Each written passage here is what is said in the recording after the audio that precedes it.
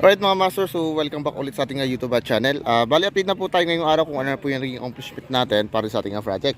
So yesterday, ang ginawa po natin dito is binagsak na po natin dito yung ating tie beam. And then ngayong araw, so tinapos na po natin na pormahan yung para sa tie beam natin dito sa mga poste. Yan. Ginawa natin dito is naglagay na lang po tayo ng pinulik. So then nilagyan po natin siya ng lupa. Bali, ito guys yung laki ng ating buhos. Ipapantay lang po natin dito. Yan, yung sinukayan po natin. Yan, bali katatapos lang po natin. And then yung mga dowels po natin para po sa mga partition ng ating division ng ating bahay sa kwarto. So nilagyan na po natin siya ng dowels. Ayan, bali kompleto na po siya. Nilagyan na po natin siya kanina. Yan, tinusukan na natin siya ng bakal para po sa asinta ng ating hollow block.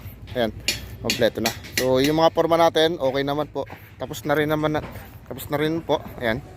So dito bali ang ginawa lang natin dito is nilagyan lang siya ng lupa. And then yung ating tie beam dito, so nilagyan natin siya ng spacer. Ayan, para hindi tumulak yung ating pinulik dito. Ayan, para di lumaki yung ating forma. Okay, so sakto na po yan mga master. Ayan, bali tapos na po. And siya nga pala mga master, so sisita ulit po tayo ng mixer. Ayan. Bali pinadala natin kanina yung mixer dito. So ito na ulit yung mixer. And then nagpabagsak na rin po tayo rito ng semento. Ayan, so ito po yung semento natin. Bali tinakluban muna natin siya ng trapal baka kasi mamaya umulan na malakas, so mabasa yung ating semento. Okay. So ilang mga master, bali bukas buhos na. Ngayon ginawa lang natin ngayon preparation lang po tayo ng buhos. So nagpalan rin tayo kanina ng graba. Ayan, sinako-sako na natin kasi ito yung mahirap isako kumpara sa buhangin. Then yung mixer natin dito tinutok na natin. Ikakapit na lang bukas dito yung ating makina.